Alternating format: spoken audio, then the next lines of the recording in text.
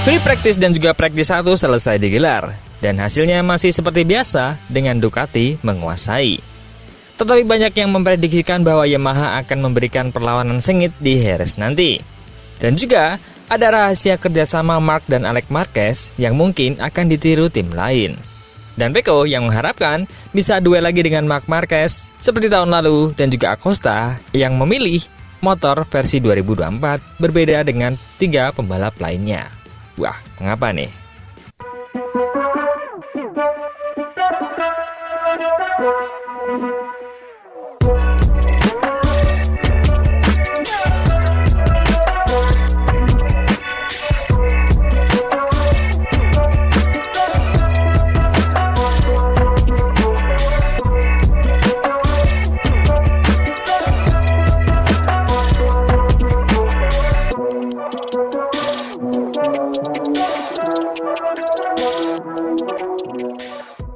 Jangan sampai ketinggalan update tentang MotoGP dari TNT.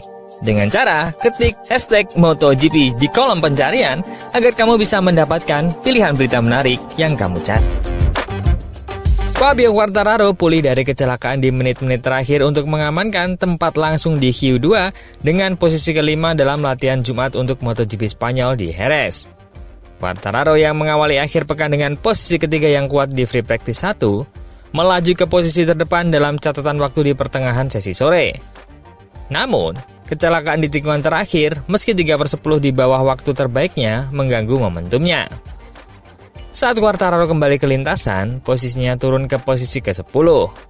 Putaran yang dibatalkan karena bendera kuning mengancam akan mengirimnya ke kualifikasi 1.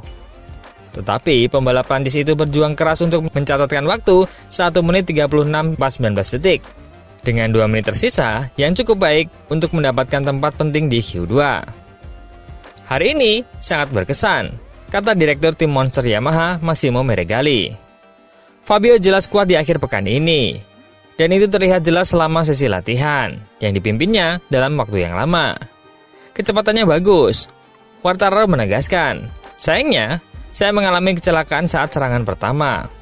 Tetapi itu tetap merupakan hari yang positif. Saya percaya diri, terutama di bagian depan. Sensasinya luar biasa. Namun, saat Anda terlalu memaksakan diri, Anda menemukan batasnya seperti di tikungan terakhir. Seperti di Qatar, juara dunia 2021 itu tampak mampu menjadi pesaing baris terdepan pada babak kualifikasi dan bersaing untuk memimpin non-Ducati di sprint, tetapi dia tetap berhati-hati menjelang balapan hari Minggu. Hari ini kami cepat.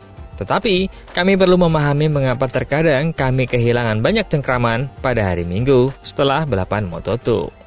So, mungkin saja, dengan hasil yang baik ini, dengan karakter sirkuit yang juga cocok untuk Yamaha, apakah Yamaha akan bisa memberikan perlawanan sengit di balapan nanti?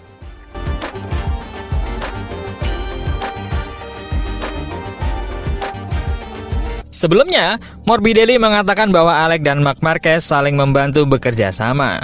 Meski berbeda tim, maka jika hal ini sah dalam kompetisi, teman-teman Akademi VR46 juga harus melakukannya. Seru nih kalau begini. Pembalap VR46 menganalisis tempat ketiganya di Qatar. Pembalap Italia Brasil Franco Morbidelli mereview dalam konferensi pers untuk GP Jerez setelah partisipasinya di Qatar. Salah satu putaran besar pertama kejuaraan MotoGP 2025. Meski sempat meraih posisi keempat yang kemudian menjadi ketiga setelah penalti Maverick Vinales, Morbidelli mengakui bahwa balapan ini penuh dengan pembelajaran dan momen keraguan. Sepanjang balapan, Morbidelli harus menghadapi pembalap tingkat tinggi seperti Marc Marquez dan Vinales, yang pada akhirnya mengambil alih kendali balapan dengan kecepatan mereka. Pada tahap awal balapan, Morbidelli tampak memegang kendali, karena dia mampu mengatur kecepatan hingga beberapa kilometer. Namun, tekanan terus-menerus datang dari Marc Marquez dan Vinales mulai berdampak buruk, dan Morbidelli menempati dirinya tidak mampu mengimbangi pembalap Ducati dan KTM itu yang mendominasi balapan. Kendati demikian, pembalap tim balap PR46 itu menegaskan bahwa penampilannya di sirkuit Losail meninggalkan rasa pahit tapi sekaligus manis baginya. Sebab, meski dia memperoleh posisi ketiga berkat penalti Vinales, hasil itu belum sepenuhnya mencerminkan harapannya. Dalam wawancara dari sirkuit Jerez, Morbidelli menjelaskan bahwa analisis Morbidelli tidak hanya berfokus pada penampilannya sendiri, tapi juga merefleksikan perilaku para pesaingnya, terutama mengenai taktik tim. Terkait hubungan antar saudara Marquez, pembalap Italia itu mengutarakan rasa penasarannya mengenai rumor yang menyebutkan bahwa adanya permainan tim antara Marc Marquez dan Alex. Kami tidak memiliki hubungan darah dengan orang-orang di akademi, tetapi kami telah banyak membantu satu sama lain, dan kami masih melakukannya selama latihan. Selama akhir pekan balapan, Marc dan Alex tampaknya saling membantu dengan slipstream dan saling mendorong. Mereka sangat kompetitif. Pembalap tersebut mengakui bahwa jenis strategi ini dapat menguntungkan mereka. Sikap ini bisa bermanfaat. Jadi, kalau dalam sebuah tim melakukannya, sebaiknya ditiru karena bisa bermanfaat. Komentar ini menunjukkan bahwa kompetisi MotoGP semakin didorong oleh taktik tim. Sesuatu yang meskipun bukan hal baru dalam dunia sepeda motor, menjadi semakin relevan seiring para pembalap berusaha memaksimalkan performa mereka. Meski menghadapi kesulitan dalam balapan, Morbidelli tetap optimis terhadap masa depan. Meski mengakui perebutan posisi puncak akan sangat sulit, dia menegaskan tujuannya tetap untuk menjadi yang terbaik. Anda harus tetap membumi dan ingat bahwa para pesaing Anda sangat kompetitif. Berjuang untuk posisi 5 ke atas yang merupakan ambisi kami. Sangat sulit, dan untuk mencapainya, kami harus melakukan pekerjaan yang sempurna setiap saat. Sedangkan, dari pemberi pertunjukan menarik tahun lalu antara Marc Marquez dan Pecco berharap untuk bisa berduel lagi dengan Marc Marquez. Pembalap pabrikan Ducati Lenovo, Pecco Bagnaia, akan berada di bawah bayang-bayang rekan setimnya Marc Marquez dalam hal kemenangan balapan pada tahun 2025. Meski demikian, wakil juara dunia MotoGP 2024 itu tampil di lintasan Jerez dengan penuh percaya diri. 12 bulan yang lalu, pembalap nomor 1 saat itu berhasil mengalahkan juara MotoGP 6 kali dan pendatang baru Ducati dalam duel fisik di trek kandang. Bagi kepercayaan diri pembalap Italia itu, Jerez 2024 berarti sebuah pembakar semangat. Pada GP terakhir di Gurun, Qatar, Ducati milik Pecco Bagnaia kehilangan kesempatan untuk mendapatkan tempat di baris depan karena kecelakaannya saat kualifikasi. Namun, kesalahan di sirkuit padang pasir itu tidak mengubah sikap Pecco. Seperti yang dijelaskan Bagnaia di Jerez, kualifikasi tetap menjadi urusan yang sangat beresiko. Di sana, Anda dapat dan harus mengerahkan segalanya dalam satu putaran. Resikonya pun tinggi. Oleh karena itu, pendekatan saya untuk Jerez tidak akan berubah. Tetapi, saya harus tetap fokus dan menghindari membuat kesalahan. Suasana hati orang Italia itu, yang menang tidak hanya pada tahun 2024, tetapi juga dalam 2 tahun sebelumnya di Andalusia, dapat digambarkan sebagai cemerlang. Bagnaia mengatakan, tiba di Jerez juga merupakan sesuatu yang istimewa bagi saya. Rasanya seperti berada di rumah, segalanya terasa lebih familiar. Selain itu, Ducati sangat cocok di sini. Sejak Ducati merubah konsep motornya pada tahun 2021, semuanya berjalan sempurna di sini. Kita harus melihat apakah lintasan balap berada dalam kondisi terbaik lagi setelah badai. Tapi, saya sangat positif terhadap seri ini. Apakah sang wakil juara dunia ini punya rencana khusus untuk konfrontasi dengan Marquez bersaudara? Bagnaia menjawab, saya akan mencoba bertarung dengan mereka. Jika harus berduel dengan Marc Marquez seperti tahun lalu, maka saya akan senang. Hebatnya, akhir pekan ini, Ducati memiliki kesempatan untuk memecahkan rekor dengan 22 kemenangan berturut-turut. Sebelum 2 balapan nanti, juara dunia ganda itu tertinggal 6 poin di belakang rekan satu mereknya, Alex Marquez. Dan juga memiliki jarak 26 poin yang memisahkan antara Pecco Bagnaia dan juga Marc Marquez.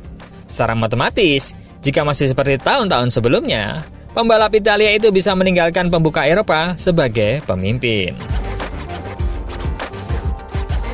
Berita ketiga, menjelang Jerez, nampaknya Pedro Acosta menimang-nimang dan sepertinya akan menggunakan motor versi 2024. Di awal akhir pekan MotoGP Jerez, Pedro Acosta berbicara terus terang. Pembalap KTM itu menjelaskan keputusannya untuk kembali ke motor 2024. Itu merespon tentang hilangnya kesempatan pengembangan dan minimnya penampilan wildcard. Pada putaran kelima kejuaraan MotoGP 2025 di Andalusia, Pedro Acosta dari tim pabrikan KTM itu akan berusaha membangun penampilannya dari musim lalu. Sejauh ini, tahunnya beragam. Meskipun ada sedikit tren peningkatan di Qatar. Dia membuat beberapa kenangan indah di Jerez, yang ingin ia ulangi dengan motor yang sudah dikenalnya. Keputusannya untuk kembali ke KTM versi tahun sebelumnya memainkan peran utama. Saat ini, seperti yang selalu saya katakan, kami memiliki 4 motor yang berbeda di lintasan. Tetapi saya merasa lebih baik dengan motor 2024. Dia sudah menggunakan model lama pada balapan terakhir di Qatar.